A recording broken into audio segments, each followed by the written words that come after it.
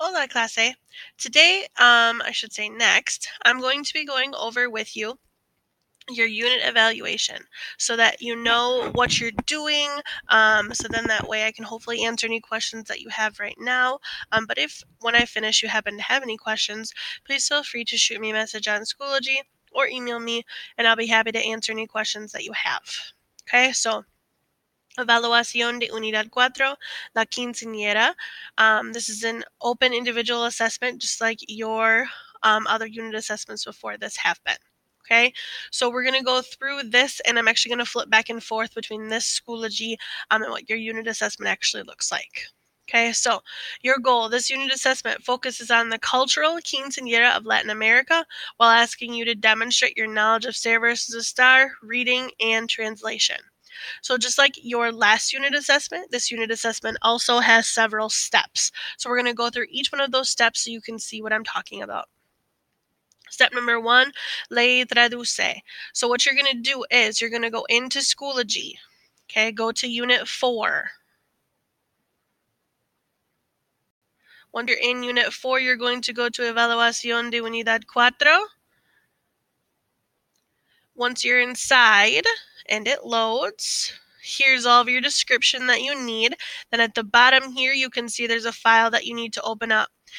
This is a slide presentation, a Google slide presentation. It always does that for me the first time whenever I open something. I'm not sure why.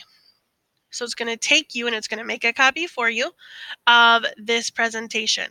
And on this first slide of the presentation, you can see all of the directions and actually go step by step by step, just like your actual unit assessment does. So the first thing you're going to do, and I'm going to reload this since it doesn't seem to want to load for me. There we go.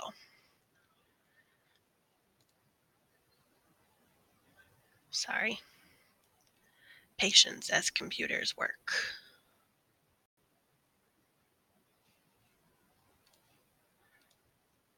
Okay, so now that it's loaded, you can see here I have my title slide with all the directions on it.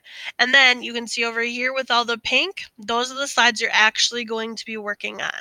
Okay, so what you're going to do is keep this slide for now, but before you submit it, you should delete this slide as it says right here at the bottom.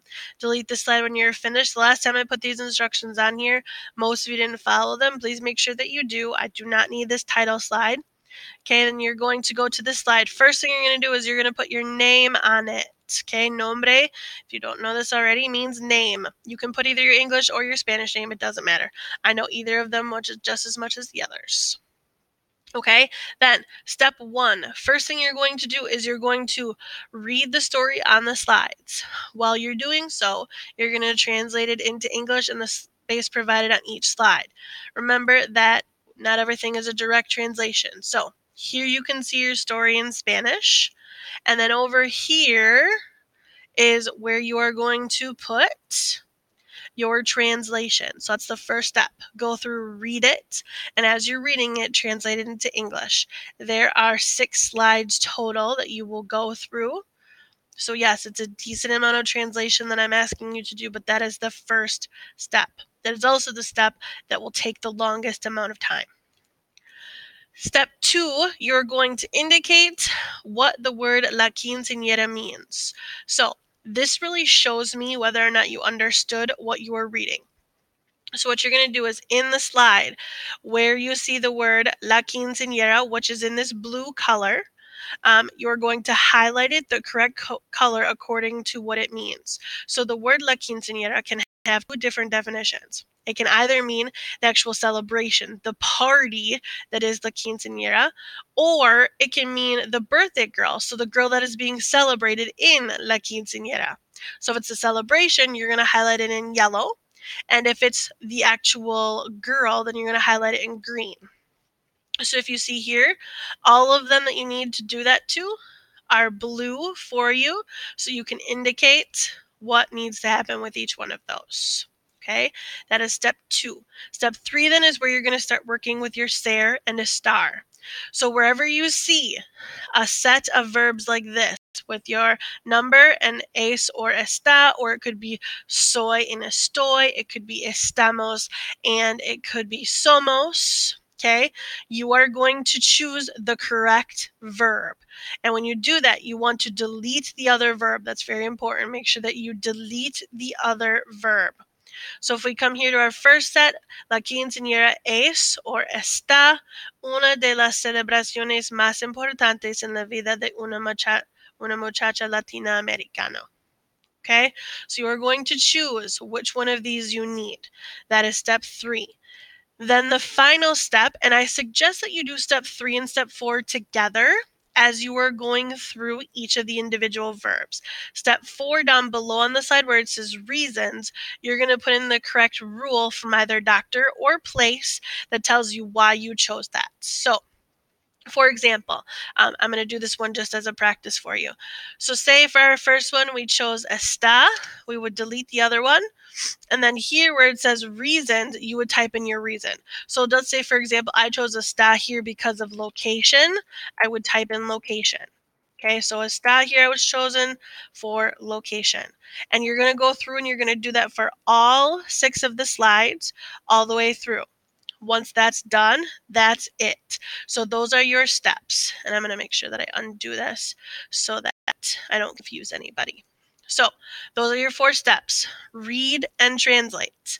Then mark your la quinceañeras. Is it the girl or is it the celebration?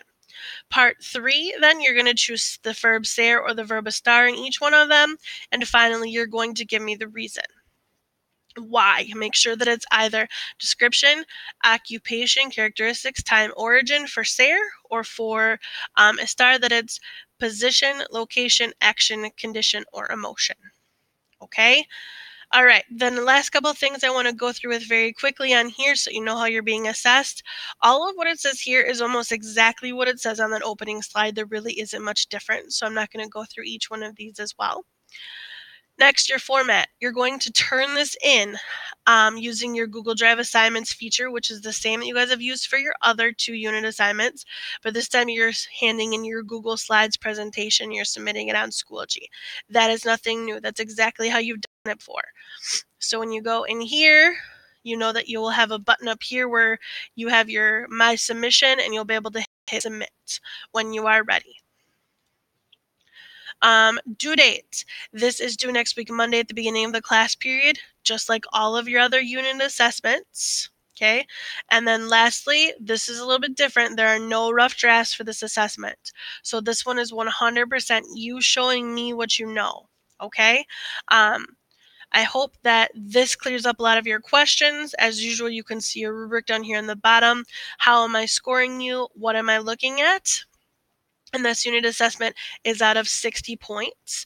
Please note that up here, your top one, your reading and translation is worth double the amount of points because of the amount of work that it is.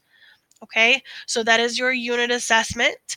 Again, if you have any questions, feel free to shoot me an email or message me on Schoology and I will get back to you ASAP. You are now going to have the rest of the class period to start working on your unit assessment. So start with step 1, get as far the way through this as you can for today. Please let me know if you have any questions. If not, hasta mañana.